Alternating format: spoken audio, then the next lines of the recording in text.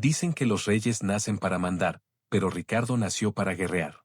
El día de su coronación, Inglaterra ardía en júbilo.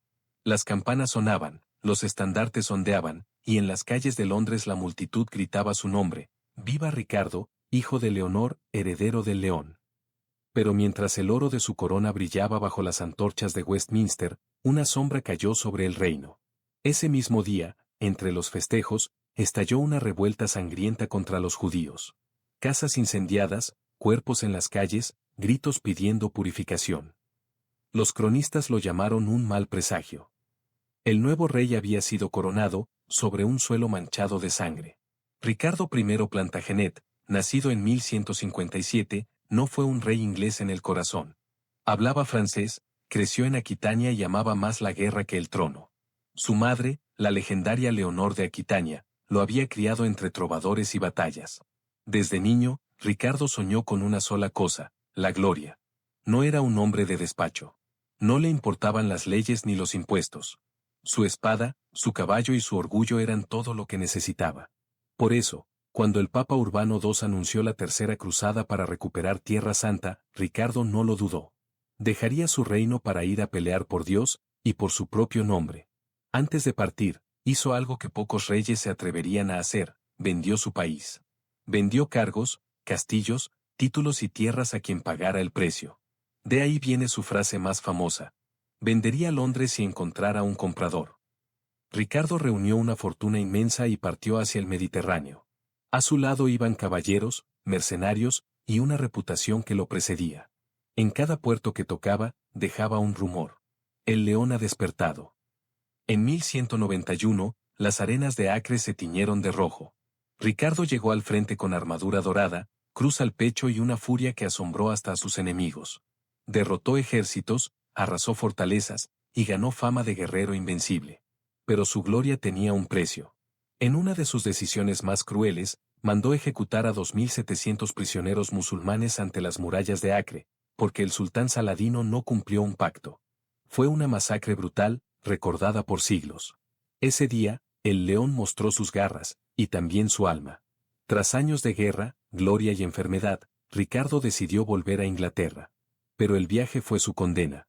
Mientras cruzaba Europa disfrazado de peregrino, fue reconocido y capturado por Leopoldo V de Austria, un noble a quien había humillado en Tierra Santa. Lo llevaron encadenado al castillo de Dürnstein, entre montañas nevadas, y lo encerraron en una torre sin luz. Allí, el rey de los ingleses se convirtió en el prisionero más caro del mundo. El emperador Enrique VI exigió un rescate imposible: 150.000 marcos de plata, casi 3 veces el ingreso anual del reino. Mientras Ricardo languidecía, su hermano Juan Sin Tierra, sí, el mismo de la leyenda de Robin Hood, conspiraba junto al rey francés Felipe II para quedarse con el trono. Las cartas que se enviaban entre ambos aún existen. Felipe a Juan: está libre el camino, amigo mío. Inglaterra puede ser tuya si el león no regresa. Mientras tanto, su madre, Leonor de Aquitania, una mujer de casi 70 años, recorrió Europa entera para salvar a su hijo. Vendió joyas, tierras, impuestos futuros. Y hasta el oro de las iglesias. Dicen que el rescate fue tan grande que el sonido de la plata cargándose en mulas se escuchaba kilómetros antes de llegar al castillo. Cuando por fin Ricardo fue liberado, no regresó a un trono glorioso. Regresó a un reino dividido, empobrecido, y con un hermano que había intentado robarle la corona. Pero su respuesta no fue de rencor. Fue de orgullo. Si crees que la historia de Ricardo terminó con su libertad, espera a descubrir cómo una sola flecha cambió el destino de un imperio. Suscríbete y sigue conmigo, porque lo peor aún estaba por venir. Cuando Ricardo volvió a Inglaterra, ya no era el mismo hombre que había partido. Su cuerpo cargaba cicatrices de guerra, su mirada una sombra de lo que fue, y su reino estaba en ruinas. El león había sido liberado, sí, pero a un precio tan alto que Inglaterra quedó herida durante generaciones. A principios de 1194, Ricardo regresó a su tierra. En las calles de Londres, la gente lo recibió como a un héroe perdido. Pero tras las sonrisas y los vítores se ocultaba la verdad: Inglaterra estaba al borde del colapso. Los impuestos habían desangrado al pueblo, las arcas estaban vacías, y muchos lo culpaban por haberse marchado a pelear una guerra que no era suya. Aún así, Ricardo actuó con la frialdad de un estratega. no encarceló a su hermano Juan. Lo perdonó públicamente frente a toda la corte, pero con una advertencia velada. Eres mi hermano, pero recuerda que los leones no olvidan. Ese día, Inglaterra vio un gesto de grandeza, y también un destello de venganza contenida. Ricardo no tardó en volver a lo que más amaba, la guerra. En lugar de reconstruir su reino, partió de nuevo al continente para enfrentar al rey Felipe II de Francia, su antiguo aliado y nuevo enemigo. Durante 5 años, la frontera entre Normandía y Francia fue su campo de batalla. Sus campañas fueron una mezcla de genialidad militar y furia sin límites. Construyó castillos invencibles, como el legendario Château Gaillard, su obra maestra, y derrotó ejércitos enteros con apenas un puñado de hombres. Pero en el fondo, cada victoria lo alejaba más de su gente, de su reino, de la paz. Mientras Ricardo extendía su poder en Francia, Inglaterra se desmoronaba. Los campesinos pasaban hambre, los nobles conspiraban, y las arcas estaban vacías. La gente comenzó a llamarlo el rey ausente. Algunos lo veneraban como un santo guerrero, otros lo maldecían como un tirano. Pero Ricardo seguía adelante, convencido de que su nombre debía quedar grabado en la historia. En una de sus cartas desde Normandía escribió: «Prefiero morir en combate que vivir en la sombra del olvido». A lo largo de esos años, su única consejera fiel fue su madre, Leonor de Aquitania. Una mujer formidable, que había sobrevivido a 2 reyes, a guerras, a exilios y a su propio hijo. Ella le escribió en 1198 una carta que aún se conserva, llena de sabiduría y tristeza. «Mi hijo, el orgullo te ha hecho grande, pero también puede devorarte. No olvides que un reino sin alma no es un reino, sino un desierto». Ricardo la escuchaba, pero no cambiaba. Y entonces, llegó el final. Año 1199. Ricardo se encontraba en el suroeste de Francia, asediando el pequeño castillo de Chalus-Chabrol. El motivo: un campesino había encontrado un tesoro de oro enterrado en el campo, y el rey exigió su entrega. Era una disputa menor, indigna de un monarca, pero su orgullo no le permitió retirarse. El 25 de marzo, mientras inspeccionaba las murallas sin armadura, una flecha le atravesó el cuello, justo bajo la clavícula. El rey fue llevado a su tienda. Los médicos intentaron extraer la flecha, pero lo hicieron con tanta torpeza que la herida se infectó. Durante días, la fiebre lo consumió. Junto a él, su madre Leonor lloraba en silencio. Ricardo, entre delirios, pidió ver al joven que lo había herido. El muchacho, apenas un adolescente, fue llevado encadenado ante él. Y aquí ocurrió algo que los cronistas jamás olvidaron. El rey lo perdonó. Dijo: «Vive, joven. No deseo que nadie muera por Ricardo». Pocos días después, el 6 de abril de 1199, Ricardo Corazón de León murió a los 41 años. Su última palabra fue un susurro: «Leonor». Su cuerpo fue dividido.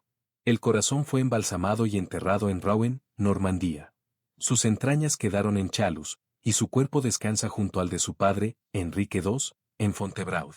Los monjes que lo enterraron escribieron una frase sobre su tumba: «Aquí yace el rey más valiente y más infeliz de su tiempo». Ricardo Corazón de León fue el héroe que el mundo quiso amar, pero también el hombre que su propio orgullo destruyó. En su vida hubo más espadas que abrazos, más gloria que paz, y más guerras que amor. Dicen que su corazón, cuando fue abierto, olía a rosas. Otros dicen que olía a hierro y sangre. ¿Tú, qué crees que deja un rey cuando su historia termina?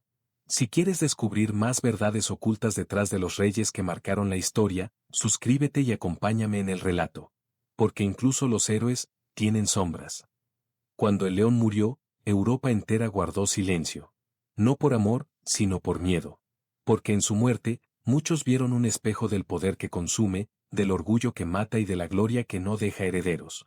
Tras su muerte, el trono inglés quedó en manos de su hermano, Juan sin tierra.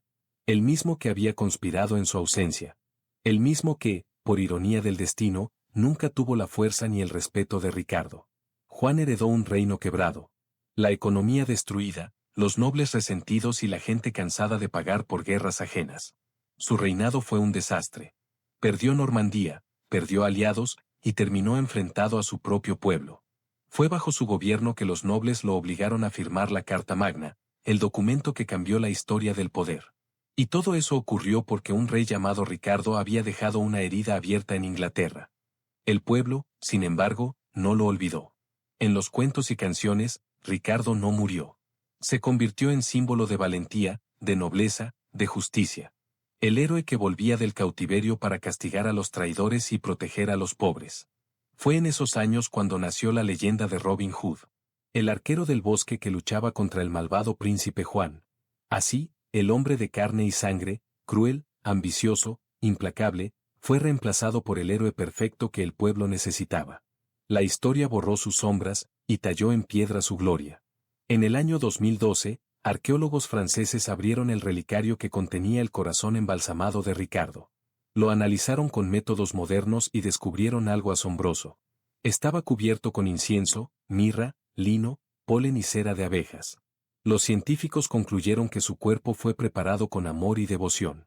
A pesar de sus guerras, sus excesos y sus pecados, lo habían despedido como a un santo. Tal vez porque, en su muerte, el mundo quiso creer que el león no fue solo un guerrero, sino un alma que había peleado por algo más grande que sí mismo. Hoy, más de 8 siglos después, su nombre sigue vivo. Cada vez que alguien pronuncia Ricardo Corazón de León, lo hace con una mezcla de respeto y asombro. Pero detrás de ese título se oculta una pregunta que pocos se hacen. ¿Qué vale más, la gloria que te eleva o la paz que te salva? El Rey León fue admirado por su valor, temido por su furia y olvidado por su humanidad. Vivió luchando contra el enemigo, y contra sí mismo. Murió sin saber si su gente lo amaba o lo odiaba. Y, sin embargo, su corazón, literalmente, sigue presente. No como símbolo de guerra, sino como advertencia silenciosa. Los hombres pueden conquistar el mundo, pero nunca se conquistan a sí mismos. Así termina la historia real de Ricardo I Plantagenet. El hombre que cambió el destino de su reino y pagó con su vida el precio de su orgullo. Su historia no necesita adornos, porque la verdad, por sí sola, ya es una tragedia. Si te apasiona descubrir el lado oculto de los reyes y las reinas que marcaron la historia, suscríbete y acompáñame. Porque detrás de cada corona, hay una herida que el tiempo no pudo curar. El rugido de Ricardo se apagó hace más de 800 años. Pero aún hoy, cuando el viento golpea las torres de Normandía, dicen que se escucha un eco lejano, el rugido del león sin paz.